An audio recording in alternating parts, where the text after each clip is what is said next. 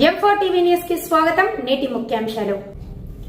M4 TV news ప్రేక్షకులకు నిజాయితీగా, నిర్భయంగా ఎప్పటికప్పుడు తాజా కబుర్లు, భక్తి గీతాలు m4tvnews.com వెబ్సైట్ యాప్లు ప్రచురితం, ప్రత్యేక ప్రసారం చేస్తుంది. వార్తలు, ప్రకటనల కోసం సంప్రదించవలసిన సెల్ ఫోన్ నెంబర్లు 9666665026 9014163335. ఓం శ్రీ గురుభ్యో నమః. అందరికీ నమస్కారం అండి.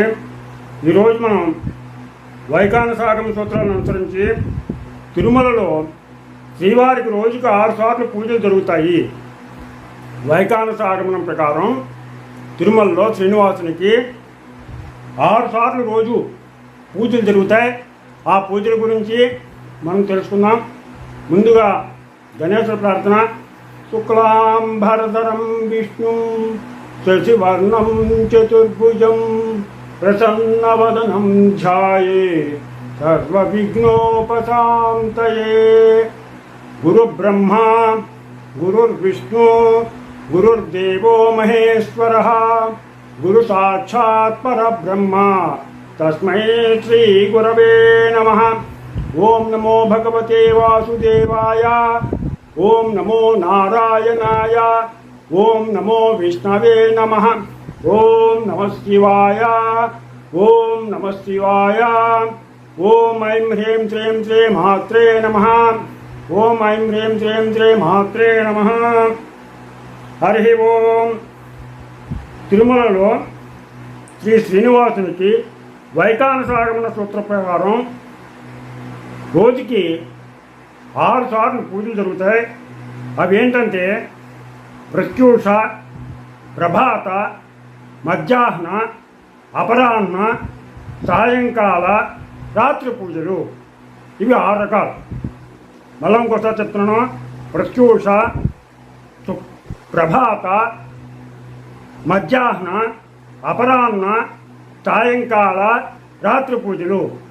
తెల్లవారుజామున జరిగేటువంటి సుప్రభాత సేవ ప్రత్యూష పూజకి నాంది. అంటే తెల్లవారగట్లే ముందు సుప్రభాత సేవ చేస్తారు. ఈ సుప్రభాతం నిత్యం స్వామివారికి చెప్పించేటువంటి ప్రప్రథమ సేవ ఈ సుప్రభాతం. ఇది 3 గంటలకి సుప్రభాత సేవ మొదలవుతుంది.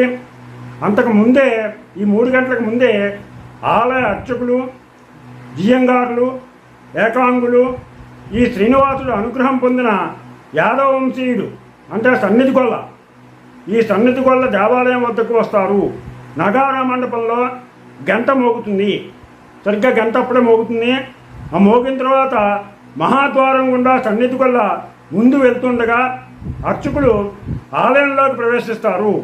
కుంచికొలను, తాళం చెవులను ఆ ధ్వజస్తంభం దగ్గర ఉన్నటువంటి క్షేత్రపాలక శిలకు తాకించి ఆలయ ద్వారాలు తెరిచేందుకు క్షేత్రపాలకులు అనుమతి తీసుకుంటారు. ముందుగా ఈ సుప్రభాతం చదివేటువంటి అధ్యాపకులు తాళపాక అన్నమాచార్యుల వారి వంశీకుడైనటువంటి తంబూరా పట్టుకుని మేలుకొలు పాడేందుకు సిద్ధంగా ఉంటారు.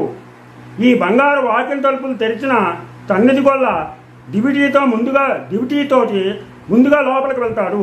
వెంటనే అర్చకులు కౌసల్య సుప్రజారామ పూర్వా సంధ్యా ప్రవర్తతే అంటూ శ్రీ వెంకటేశ్వర సుప్రభాతం పఠిస్తారు. ఆ తర్వాత వెంకటేశ్వర స్వామి స్తోత్రం, ప్రపత్తి, మంగళశాసనం ఆలపిస్తారు. ఇదే సమయంలో ఈ తాళపాక వంశీయుడైనటువంటి తంబూరా మీదుతూ గర్భాలయంలో కొలువైనటువంటి శ్రీవారిని మేలుకొల్పుతుంటాడు. అర్చక స్వాములు అంతర్ద్వారం తలుపులు తెరిచి గర్భగుడిలోనికి వెళ్ళి శ్రీవారి పాదాలకు ముందుగా నమస్కరించి ఆ నిద్రిస్తున్నటువంటి స్వామివారిని మేలుకొల్పుతారు. పరిచారకులు స్వామివారి ముందు తెరను వేస్తారు. ప్రధాన అర్చకుల వారికి శ్రీవారికి నైవేద్యం పెట్టి తాంబూలం సమర్పించి నవనీత హారతి ఇస్తారు. తర్వాత మంగళశాసనం పట్నం పూర్తవగానే తలుపులు తెచ్చి మరోసారి స్వామివారికి కర్పూర హారతి ఇచ్చి భక్తులను లోపలికి అనుమతిస్తారు.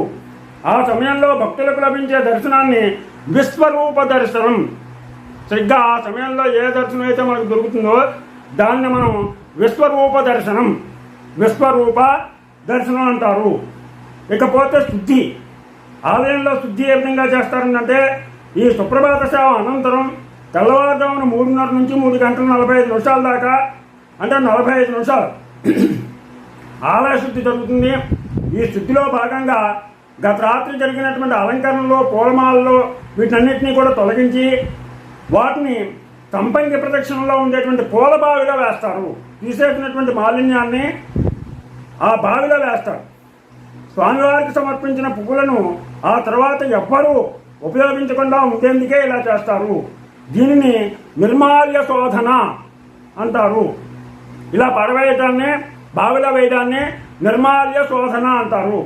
ఆ తర్వాత అర్చన. ఈ అర్చన ఏ విధంగా ఉంటుందంటే శ్రీవారికి ప్రతిరోజు తెల్లవారుజామున జరిగేటువంటి ఆరాధనకి దీనికోసం జియం గారు యమునత్తరై అంటే పూలగది నుంచి పుష్పమాలలు తులసిమాలలతో ఉన్న వెతురుగంపను తన తల మీద పెట్టుకుని శ్రీవారి సన్నిధికి తెస్తారు. అర్చనకు ముందు పురుష సూక్తం పఠిస్తూ భోగ శ్రీనివాసమూర్తికి ఆవు పాలు, చందనం, పసుపు నీళ్లు, గంధపు నీటితో అర్చకులు అభిషేకం చేస్తారు. ఆ తర్వాత చివరిగా పుష్పాంజలి చేస్తారు. అనంతరం భోగమూర్తి విగ్రహాన్ని తిరిగి దేవస్థానానికి చేరుస్తారు. ప్రోక్షణ చేసి మూల విగ్రహానికి భోగమూర్తికి స్వర్ణ సూత్రాన్ని కలుపుతారు.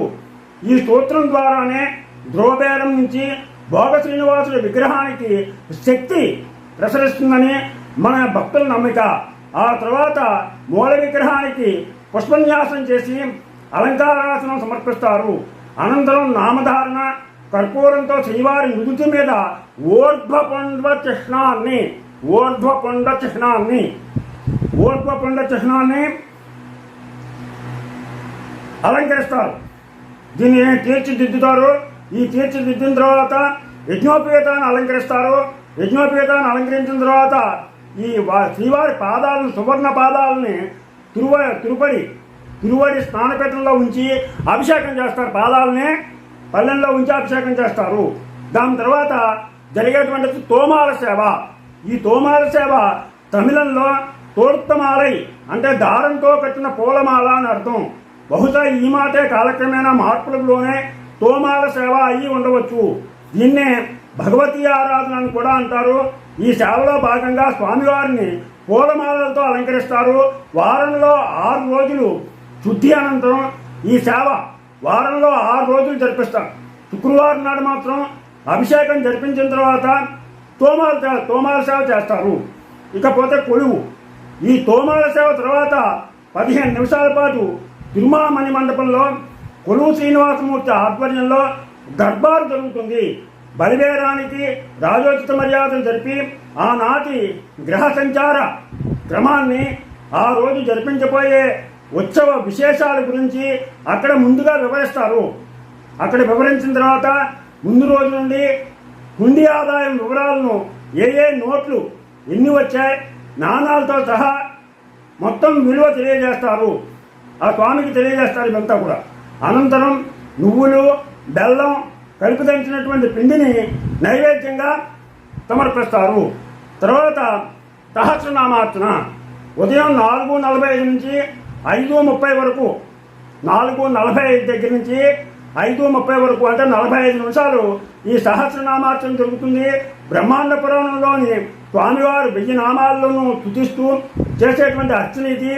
ఈ అర్చన పూర్తయ్యాక శ్రీవారి పాదాల మీద ఉన్నటువంటి పువ్వుల్ని తులసీ దళాలతో శ్రీవారి దేవేరులకి పూజ చేస్తారు. ఆ పాదాల మీద ఉన్నటువంటి ఈ తులసి మాలలతోటి పువ్వులతోటి అమ్మవారికి పూజ చేస్తారు. ఈ సమయంలో మిరాసీదారు వరాహ పురాణంలోని లక్ష్మీ సహస్రనామాలను పఠిస్తారు. తర్వాత నక్షత్రహారతి, కర్పూరహారతి ఇస్తారు. తర్వాత మొదటి గంట కొడతారు. ఈ మొదటి గంటలో నైవేద్యం ఏంటంటే మేలుకొలుపులు, అభిషేకాలు, కొలువు కూటం ఇవన్నీ అయిన తర్వాత స్వామివారికి నైవేద్య సమయం అవుతుంది. ఈ నైవేద్య సమర్పణకు ముందుగా శయన మండపాన్ని శుభ్రం చేసి బంగారు వాకిలి తలుపులు మూసేస్తారు. తిరుమామణి మండపంలోని గంటలు మోగిస్తారు. అర్చకులు మాత్రం లోపల ఉండి స్వామివారికి పులిహార, పొంగలి, దద్దోజనం, చక్కెర పొంగలి, అన్నప్రసాదాలు, లడ్లు, వడలు, అప్పాలు, దోశలు, పోలీలు, పిండి వంటలు కులశేఖరుడి 10 కావలకి యువతలు ఉంచి ఆయనకి సమర్పిస్తారు. ఈ ప్రసాదాలన్నీ కూడా నైవేద్యం పెడతారు. దీని తర్వాత అష్టోత్తర నామార్చన చేస్తారు. ఈ అర్చనతో మధ్యాహ్నం పూజలు ప్రారంభమవుతాయి. వరాహ పురాణంలో ఉన్న శ్రీవారి 108 నామాలను పఠిస్తారు. అష్టోత్తర శతనామాలు పూర్తి కాగానే శ్రీదేవి, భూదేవి మూర్తులకు లక్ష్మీనామార్చన జరుపుతారు. తర్వాత 2వ గంట నైవేద్యం. ఈ 2వ గంట నైవేద్యంలో అష్టోత్తర శతనామార్చన అనంతరం ఆలయంలో 2వ గంట మోగుతుంది. కోట నుండి తెచ్చినటువంటి అన్నప్రసాదాలు, పిండి వంటలు స్వామివారికి నైవేద్యంగా నివేదన చేస్తారు. నివేదన తర్వాత తాంబూలం, కర్పూర హారతి ఇస్తారు. అలాగే రాత్రి కైంకర్యాలు ఏంటంటే ఉదయం జరిగే తోమాల సేవ వంటిదే రాత్రిపూట కూడా జరుగుతుంది. అనంతరం హారతి, స్వామివారికి అష్టోత్తర శతనామార్చన, శ్రీదేవి, భూదేవి మూర్తులకు లక్ష్మీనామార్చన చేసి నైవేద్య సమర్పణ చేస్తారు. ఈ సమయంలో 3వ గంట మోగుతుంది. దీని తర్వాత మళ్ళీ సర్వదర్శనం మొదలవుతుంది. ఇకపోతే ఏకాంత సేవ. ఈ ఏకాంత సేవ రాత్రి 1:30 సమయంలో జరిగే పవలింపు సేవనే ఏకాంత సేవ అంటారు. రాత్రి 1:30 సమయం ముఖమంటపంలో 2 వెండి గెలుసులతో కట్టినటువంటి ఊయల్లో భోగ శ్రీనివాసమూర్తిని శయనింపజేసి పాలు, పళ్ళు, బాదం పప్పులు నైవేద్యంగా పెడతారు. రాత్రిపూట స్వామివారిని పూజించేందుకు వచ్చే బ్రహ్మదేవుని కోసం తగినంత నీటిని వెండి గిన్నెల్లో ఉంచుతారు. 7 కొండల వారిని నిద్రపుచ్చేందుకు అన్నమయ్య కీర్తనలు ఆలపిస్తారు. దీన్ని తాళపాక వారి లాలి అంటారు. ఏకాంత సేవ ఏడాదిలో 11 నెలల పాటు భోగ శ్రీనివాసుడికి జరిగితే ధనుర్మాసంలో మాత్రం శ్రీకృష్ణుడికి జరుగుతుంది. దీంతో ఆ రోజుకి నిత్య పూజలన్నీ జరిగినట్లే. ఇకపోతే గుడి మూసే ప్రక్రియ. రాత్రి 2 గంటలకు గుడి మూసే ప్రక్రియ మొదలవుతుంది. ముందుగా 3వ ద్వారాన్ని, ఆ తర్వాత బంగారు వాకిల్ని మూసేసి లోపల గడియలు బిగిస్తారు. అధికారులు బయట వైపు తాళాలు వేసి వాటిపై నీళ్లు చల్లుతారు. ప్రత్యేక సేవలు ఏంటంటే రోజువారీ అర్చనలు, ధూపదీప నైవేద్యాలు కాకుండా సోమ, మంగళ, బుధ, గురు, శుక్రవారాల్లో తిరుమల వాసులకి ప్రత్యేక పూజలు జరుగుతాయి. అవి సోమవారం విశేష పూజ, మంగళవారం అష్టదళ పాద పద్మారాధన, గురువారం తడలింపు, పోలంగి సేవ, తిరుప్పావడ సేవ, శుక్రవారం అభిషేకం చేస్తారు. స్వామికి రోజు కళ్యాణోత్సవం చేస్తారు. నిత్య కళ్యాణం, డోలోత్సవం, సహస్ర దీపాలంకరణ, అలంకరణ, ఆర్జిత సేవ, బ్రహ్మోత్సవాలు ఇవన్నీ ఉత్సవమూర్తులకు జరిగేవి. ఇకపోతే సడలింపులు ఏంటంటే గురువారం ప్రాతకాల పూజలు చేశాక తలుపులు వేసి స్వామివారి ఆభరణాలను తీసేస్తారు. కర్పూర నామాన్ని తగ్గిస్తారు, కొంచెం తగ్గిస్తారు. దీంతో శ్రీనివాసుడి కనులు భక్తులకు మనకి గురువారం నాడు లభిస్తాయి. అనంతరం శ్రీవారికి 24 మూరలు ఉండేటువంటి పట్టుపంచి దోవతి, 12 మూరలు ఉండేటువంటి ఉత్తరయ్యాన్ని కడతారు. సువర్ణ పాదాలు, హస్తాలు, శంఖ చక్రాలు, కర్ణాభరణాలు, స్వర్ణ సాలగ్రామ హారాలు సమర్పించి తలుపులు తెరుస్తారు. దీన్నే సడలింపు అంటారు. ఇకపోతే పోలంగి సేవ. ఆపాదమస్తకం స్వామివారి పుష్పమాలాలంకృతులను చేయడమే పోలంగి సేవ. తనువెల్లా పూలమాలలతో అలంకరించిన శ్రీవారి దివ్య మనోహర విగ్రహం భక్తులకు కనువిందు చేస్తుంది. తరువాత తిరుప్పావడ సేవ. భారీ సంభారాలతో స్వామివారికి జరిపే అన్నకూటోత్సవాన్ని తిరుప్పావడ సేవ అంటారు. ప్రతి గురువారం నైవేద్య సమయంలో తిరుప్పావడ జరుగుతుంది. అప్పుడు సుమారు 450 కిలోల అన్నప్రసాదాన్ని, లడ్డు, వడ, దోశ, పాయసం, జిలేబీ ఇలాంటి పిండి వంటలను నైవేద్యం చేస్తారు. తర్వాత అభిషేకం. శ్రీవారి ఆలయంలో శ్రీనివాసునికి జరిగే సేవలన్నింటిలోనూ కూడా ఈ అభిషేకం విశిష్టమైంది. ప్రతి శుక్రవారం ఉదయం జరిగేటువంటి ఈ అభిషేకం, ఆ సేవ చాలా ప్రాశస్త్యం. ఏమిటంటే అభిషేక సమయంలో నిత్య కళ్యాణ శోభితుడైన స్వామివారి నిజ రూప దర్శన భాగ్యం, నిజ రూపం భక్తులకు లభిస్తుంది. గురువారం రాత్రి పోలంగి సేవ తర్వాత దర్శనంలోనూ, శుక్రవారం ఉదయం అభిషేక సమయంలోనూ, అభిషేకానంతర దర్శన కాలంలోనూ తప్ప మిగతా అన్ని రోజులు స్వామి వెడల్పాటి తెల్లని కర్పూర నామంతో దర్శనమిస్తాడు. ఈ 3 సందర్భాల్లో మాత్రమే స్వామివారి నిజరూప దర్శనం మనకి సాధ్యపడుతుంది. దీన్నే నేత్ర దర్శనం అంటారు, నిజపాద దర్శనం అని కూడా అంటారు. ఓం నమో వెంకటేశాయ, ఓం నమో శ్రీనివాసాయ. మీకు నా ఛానల్ నచ్చితే సబ్స్క్రైబ్ చేయండి, అలాగే లైక్ చేయమని కోరుతూ రాపాక వెంకట ప్రభాకర్ బాబు.